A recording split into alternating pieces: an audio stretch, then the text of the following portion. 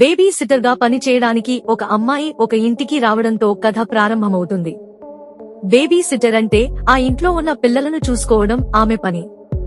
అమ్మాయి ఇంట్లోకి వస్తుంది, కానీ ఆమెకి ఎవరు కనిపించలేదు.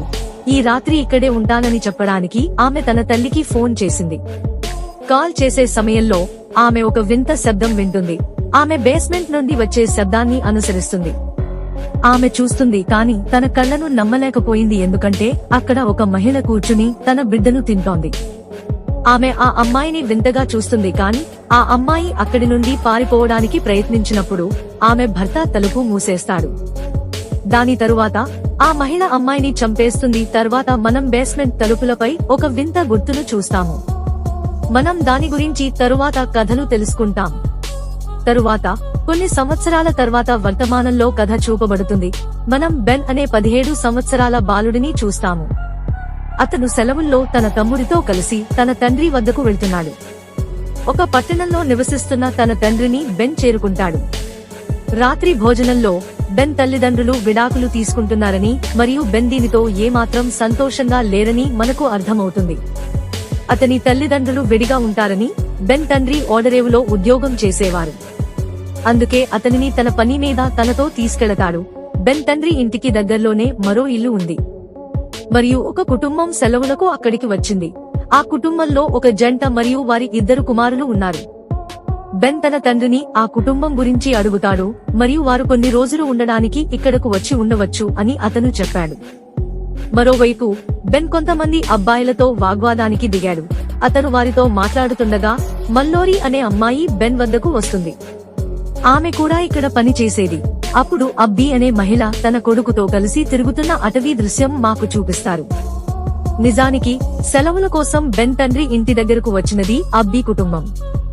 వారు అడవిలో హైకింగ్ చేస్తున్నారు. కానీ అబ్బీ యొక్క కుమారుడు ఆమె నుండి విడిపోయాడు. అతను ఎక్కడో తప్పిపోయాడు. ఇంతలో ఆమె కొడుకు ఒక విచిత్రమైన చెట్టును చూస్తాడు మరియు ఆ చెట్టు దగ్గర ఒక సొరంగం ఉంది. దాని నుండి స్వరాలు వస్తున్నాయి. అతని తల్లి అతన్ని పిలుస్తున్నట్లు అనిపిస్తుంది. అబ్బీ కొడుకు భయపడుతున్నాడు, కానీ అతను చెట్టుపై గుర్తును చూస్తాడు. మనం బేస్మెంట్ డోర్ పై చూసిన గుర్తు. అబ్బీ కొడుకు ఆ గుర్తును ఫోటో తీస్తాడు మరియు అతను ఆ సొరంగంలో ఏదో ఒక వింతని చూస్తాడు. ఒక చేయి అతనిని తన వైపుకు పిలుస్తోంది. ఇంతలో అబ్బీ వచ్చి అతనిని తనతో తీసుకువెళ్తుంది. దారిలో ఆమె కారు జింకను ఢీకొట్టింది. అది చనిపోయింది మరియు అబ్బీ దానిని తనతో ఇంటికి తీసుకువెళ్తుంది. ఆమె భర్త మీరు దానిని ఎందుకు తీసుకువచ్చారని అడుగుతాడు. మనం దాని మాంసం తీసుకోవచ్చు అని ఆమె చెప్పింది. మాంసాహారం నగరంలోకి ఎలా వస్తుందో మా పిల్లలు తెలుసుకుంటారని నేను దానిని తీసుకొచ్చానని చెబుతుంది. ఆమె ఆ జింకను కత్తితో కోయడానికి వెళుతుంది, కానీ ఆమె చేయలేక తనను మరియు తన కొడుకును మురికిగా చేస్తుంది. అందుకే ఆమె వెళ్లిపోతుంది. ఇప్పుడు ఆ జింక నుండి ఒక వింత జంతువు బయటకు రావడం మనం చూస్తాం. బెన్ కూడా తన ఇంట్లో మేల్కొంటాడు మరియు పైకప్పు మీద ఎవరో నడుస్తున్నట్లు అనిపిస్తుంది. అతను బయటకు వచ్చి అబ్బీ ఇంటి బయట ఒక రంధ్రాన్ని చూస్తాడు. అది జంతువులా ఉంది మరియు అబ్బీ భర్త కూడా మేల్కొంటాడు. అతను బెన్ని అడిగాడు, ఏమీ జరిగింది అని. మీరు భయపడకండి, అది ఒక జంతువు, వెళ్లి పడుకోండి అని చెప్పాడు. బెనింతలో బెన్ వెనుక ఒక విచిత్రమైన జంతువు అతనిని చూస్తూ ఉంటుంది. మరుసటి రోజు ఉదయం అబ్బీ కొడుకు రాత్రి బెన్ చూసిన రంధ్రం దగ్గర నిలబడి ఉన్నాడు. బయలుదేరుతున్నప్పుడు బెన్ అన్నాడు, అక్కడ ఏదైనా జంతువు దాక్కుని ఉండవచ్చని భావించినందున పక్కకు వెళ్లి ఆడుకోమన్నాడు. అదే రోజు అబ్బీ తన చిన్న కొడుకును తన ఒడిలో ఎత్తుకుని బయటకు వస్తుంది మరియు వారి ఇంటి చుట్టుపక్కల ఉన్న పూలు వాడిపోయి ఉండటం చూస్తుంది. ఆమె ఇంటి బేస్మెంట్ నుండి ఎవరో ఆమెను చూస్తున్నట్లు అనిపిస్తుంది. మధ్యాహ్న సమయంలో పడవలో నిద్రిస్తున్న అబ్బీ కొడుకుని సముద్ర తీరంలో కలుస్తాడు బెన్.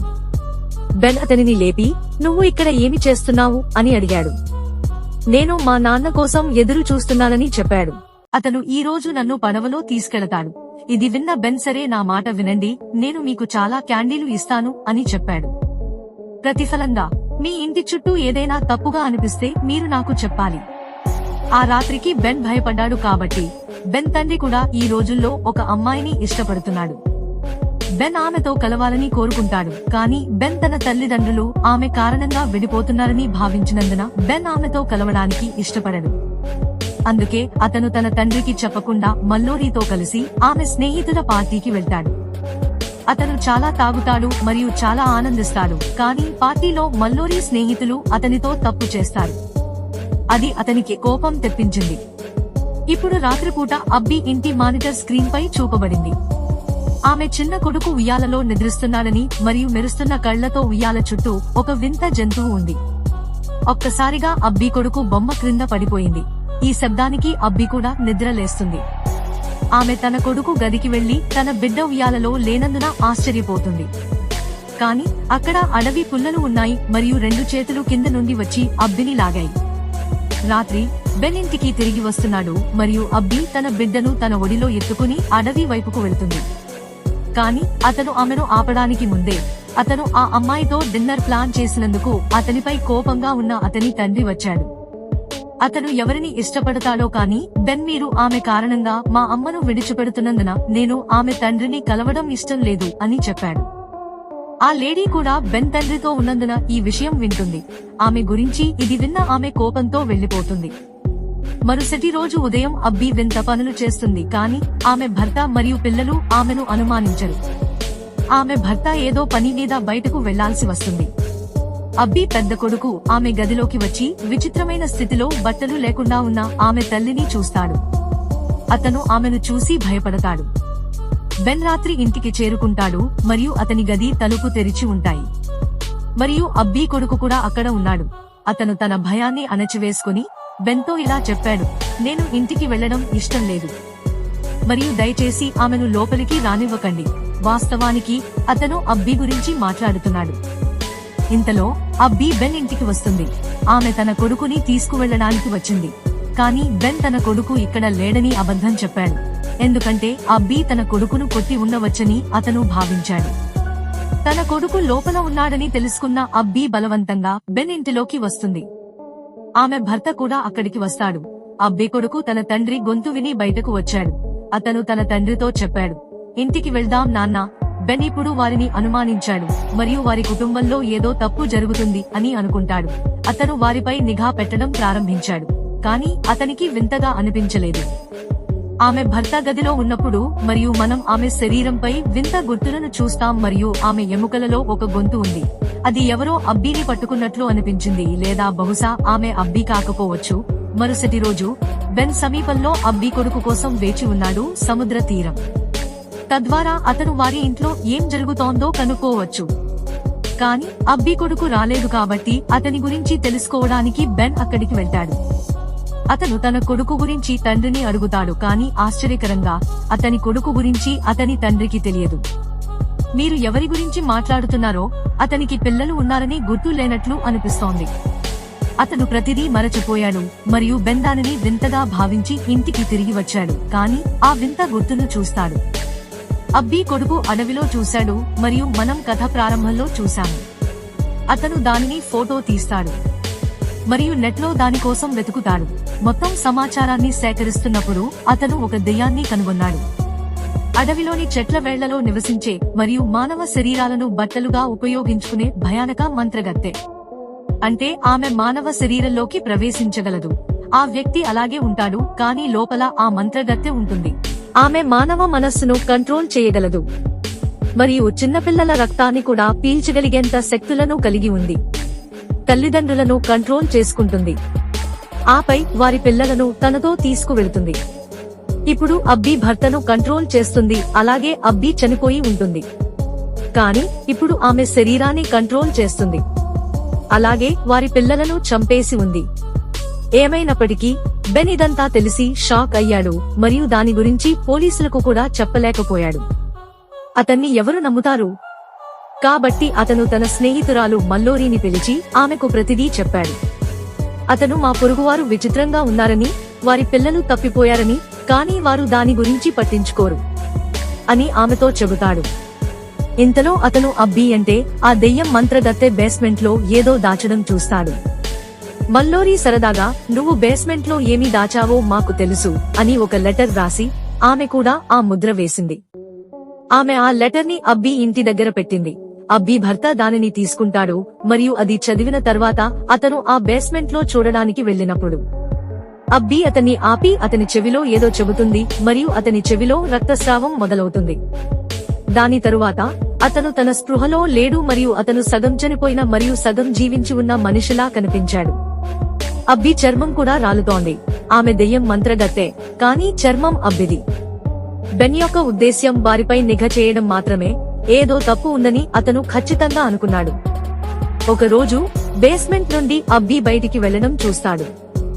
ఆమె వెళ్లిన తర్వాత తాళం పగులగొట్టి వెంటనే లోపలికి వెళ్లాడు. లోపల దృశ్యం వింతగా ఉంది. అడవిలో సేకరించిన పుల్లలు తర్వాత ఏదో ఒక జంతువు యొక్క పుర్రె కూడా ఉంది. ఇక్కడ చేతబడి చేసినట్లు అనిపించింది. అతను అబ్బీ కుటుంబంతో సహా కొన్ని ఫోటోలు చూస్తాడు మరియు వారి ముఖాలపై క్రాస్ మార్కులు ఉన్నాయి. మల్లోరీ మరియు బెన్ కుటుంబ ఫోటోలు కూడా ఉన్నాయి. దీనిని చూసిన బెన్ వెంటనే ఈ విషయాన్ని మల్లోరీకి చెప్పడానికి ప్రయత్నిస్తాడు, ఎందుకంటే మంత్రగత్తె యొక్క తదుపరి వేట ఆమె కుటుంబం. అక్కడ మల్లోరీ చెల్లెలు ఉంది, ఆమె రక్తం పిల్చాలి అని అనుకుంటుంది. మంత్రగత్తె నుండి బెన్ తప్పించడానికి వెళ్తాడు, కానీ అతను ఆలస్యం అయ్యాడు. మంత్రగత్తె మల్లోరీని తన సొరంగం వద్దకు తీసుకువెళ్ళింది. ఆమె సహాయం కోసం పిలుస్తున్నప్పుడు బెన్ కూడా ఆమె చేతిని పట్టుకున్నాడు. అతను ఆమెను తప్పించడానికి తీవ్రంగా ప్రయత్నిస్తాడు, కానీ అతను ఆమె చేయి పట్టుకుని బయటకు లాగుతున్నప్పుడు అతని కాలు జారి అతని తల రాయితో కొట్టడంతో మరియు అతను మూర్ఛపోతాడు. బెన్ తన స్పృహలోకి వచ్చాడు, కానీ సాయంత్రం అయ్యుంటుంది మరియు అతను ఇంటికి వెళ్తాడు. మరియు అబ్బీ అతనికి వ్యతిరేకంగా కంప్లైంట్ ఇచ్చినందుకు అతని కోసం అతని ఇంటి వద్ద పోలీసులు వేచి ఉన్నారు. అతను ఆమె ఇంటిపై నిఘా చేశాడు అని. కానీ నాన్న నన్ను నమ్ముతారని, మా పొరుగున ఉన్న మహిళ తన పిల్లలతో ఏదో ఒకటి చేసి ఉంటుందని బెన్ చెప్పాడు. కానీ అతని తండ్రి అతని మాట వినడు మరియు అతనితో గొడవ పడుతున్నాడు. ఆ మహిళ కూడా ఈ రాత్రికి బెన్ తండ్రి ఇష్టపడే వారితోనే ఉంటుంది. దెయ్యం మంత్రగత్తె ఇప్పుడు ఆ మహిళ లోపల ఉందని వెంటనే బెన్ తెలుసుకుంటాడు, ఎందుకంటే సమీపంలోని పువ్వులు వాడిపోయి నిలబడి ఉన్నాయి. అదే సమయంలో రాక్షస మంత్రగత్తె బెన్ పై దాడి చేస్తుంది. బెన్ కూడా ఆమెపై కత్తితో దాడి చేస్తాడు. కానీ బెన్ తండ్రి వచ్చి అతనిని చాలా తిట్టాడు మరియు పోలీసులకు ఫోన్ చేసి అతన్ని అరెస్టు చేస్తాడు. ఆ మహిళలో దెయ్యం మంత్రగత్తె ఉందని బెన్ తన తండ్రికి అర్థమయ్యేలా చేస్తాడు, కానీ అతను అతని మాట వినడు. పోలీసులు అతన్ని అరెస్టు చేస్తారు మరియు అధికారి అతన్ని పోలీసు స్టేషన్ కు బదులుగా సముద్ర తీరానికి తీసుకువెళతాడు. ఆ అధికారి కూడా అతనిని ఆవహించినందున ఆ అధికారి బెన్ను సముద్ర తీరానికి తీసుకువెళతాడు మరియు అతనిని ముంచివేస్తున్నప్పుడు అతనిని అంతం చేయబోతున్నాడు. కానీ అప్పుడు ఒక కుక్క వస్తుంది. బెన్ తరచుగా ఈ కుక్కకు ఆహారం ఇచ్చేవాడు మరియు అది అతనికి సహాయం చేయడానికి వచ్చింది, కానీ అధికారి దానిని కూడా చంపేస్తాడు. అతను బెన్ను అంతం చేయబోతున్నాడు, కానీ అతనికి ఏమీ జరిగిందో తెలియదు మరియు అతను తనను తాను గన్నుతో కాల్చుకుంటాడు.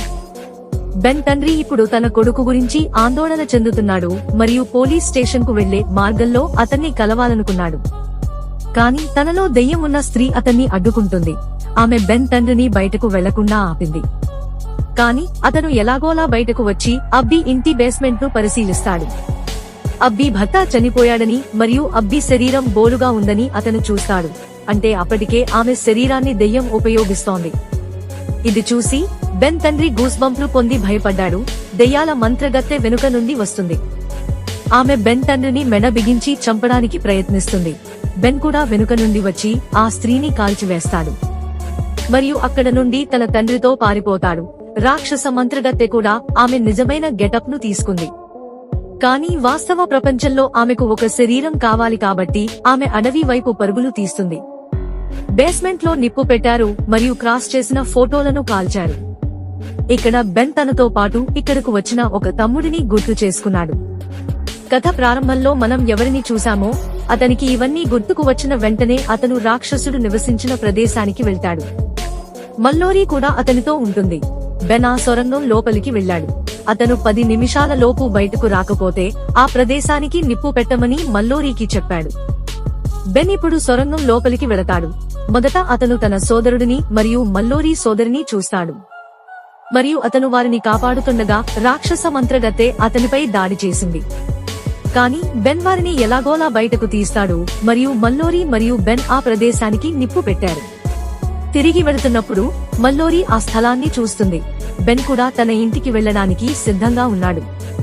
అతను మల్లోరీని చివరిసారి కలుసుకున్నాడు మరియు ఆమె అతనికి ఒక పువ్వు ఇస్తుంది.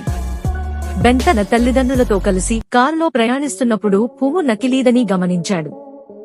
దెయ్యాల మంత్రగత్తె ఇప్పుడు మల్లోరీ లోపల ఉంది, ఎందుకంటే ఆమె దగ్గరకు వచ్చేసరికి నిజమైన పువ్వులు వాడిపోతాయి కాబట్టి. మల్లోరీకి పడవలో కొంతమంది పిల్లలు ఉన్నారు. చివరికి మల్లోరీ ముఖంలో భయంకరమైన చిరునవ్వు ఉంది. వికెట్ మంత్రగత్తె మల్లోరీలోకి ప్రవేశించిన వెంటనే పిల్లలను చంపుతుందా? ఎవరికీ తెలియదు. ఇది సినిమాకు భయంకరమైన ముగింపు.